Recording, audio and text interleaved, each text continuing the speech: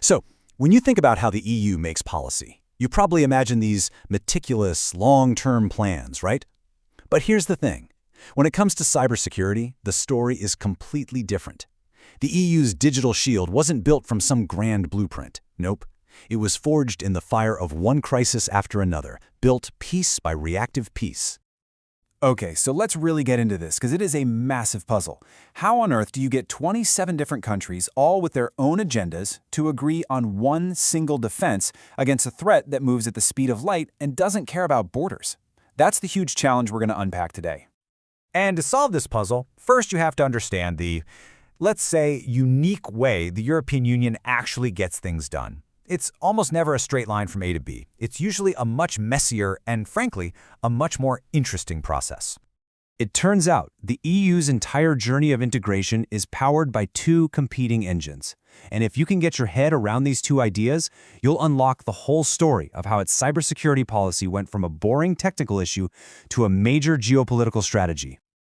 All right, so let's meet these two engines. One is like a slow, steady burn of progress.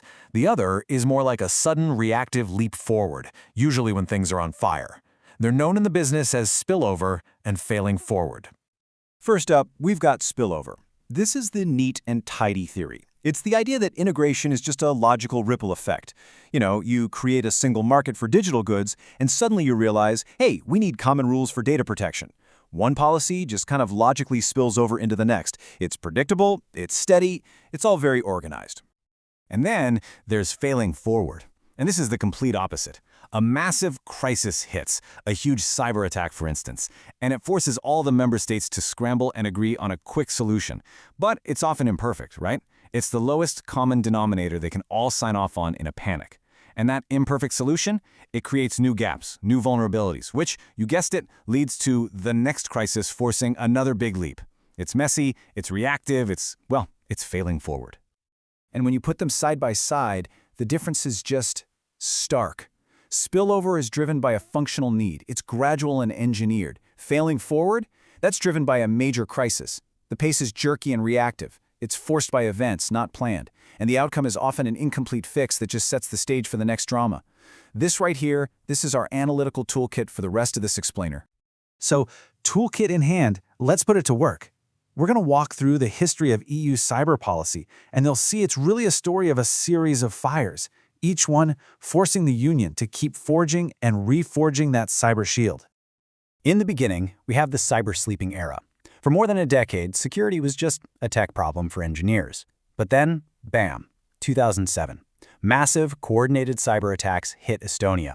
This was the cyber awakening, the moment Europe woke up and realized, whoa, this is a geopolitical weapon.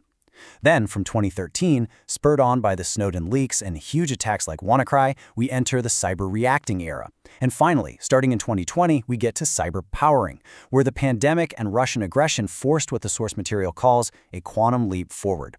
You see the pattern? Each era is defined by a crisis. And this brings us right to this cycle itself. This is how failing forward actually works in practice. Step 1, a crisis hits. Step 2, the member states rush to make a deal, but it's a compromise, an imperfect one. Step 3, that flawed policy creates new weaknesses. And Step 4, eventually those weaknesses are exploited, triggering the next crisis. And the whole cycle starts all over again. Okay, let's make this super concrete. We're going to look at a perfect, real-world example of this cycle in action, the story of the Network and Information Security Directive, or NIS for short.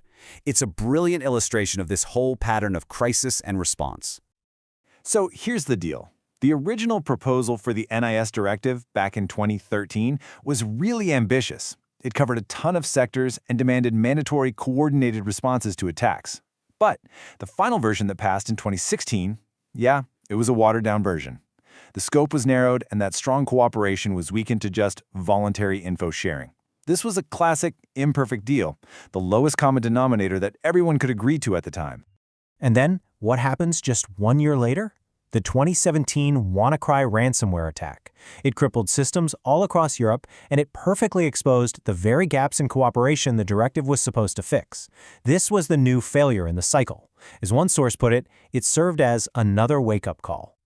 And that crisis directly triggered the forward part of the cycle.